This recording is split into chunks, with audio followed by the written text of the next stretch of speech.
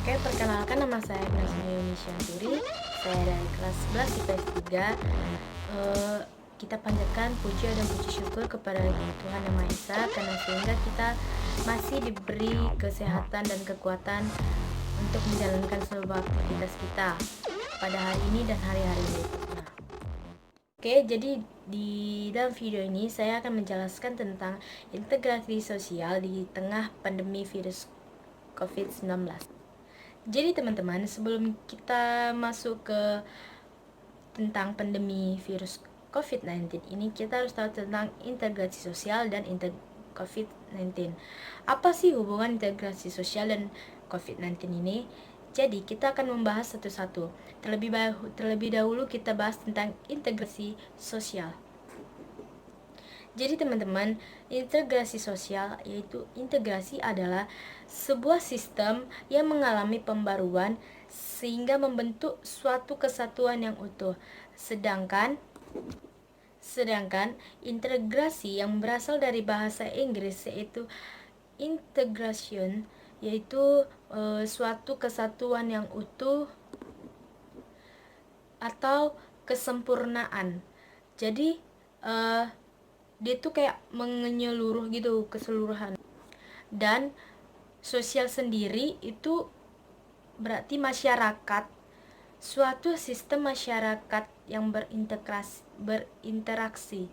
Jadi integrasi sosial adalah suatu kelompok-kelompok masyarakat etnik yang beradaptasi dan mempertahankan kebudayaan. Dan integrasi memiliki dua pengertian, yaitu pengendalian terhadap konflik dan penyimpanan sosial dalam suatu sistem sosial tertentu. Yang kedua, membuat suatu keseluruhan dan menyatukan unsur-unsur tertentu. Sedangkan yang disebut interaksi sosial, jika yang dikendalikan, disatukan dan berkaitan satu sama lain, dan itu merupakan suatu unsur sosial. Jadi teman-teman, suatu integrasi sosial diperlukan agar masyarakat tidak bubar meskipun menghadapi berbagai tantangan, baik berupa fisik konflik yang terjadi secara sosial budaya, yaitu suku, ras, dan lain sebagainya, atau tentang konflik-konflik religion. Jadi teman-teman, asal mulanya COVID-19 ini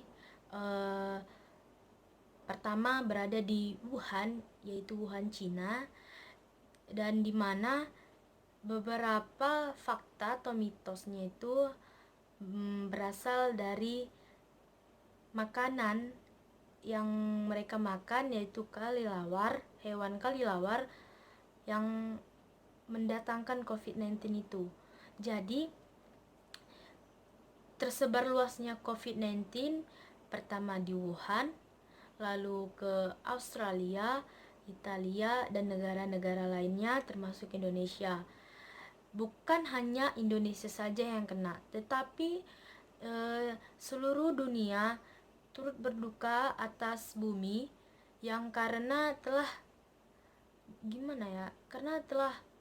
datangnya virus ini. Jadi yang pertama, semua usaha tutup, lockdown, pengusaha bangkrut, ada yang bangkrut.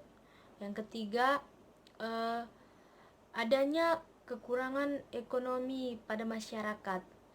Jadi hubungan integrasi sosial dengan adanya di tengah pandemi COVID-19 ini, berkurangnya perekonomian, berkurangnya rasa toleransi kita sebagai umat manusia.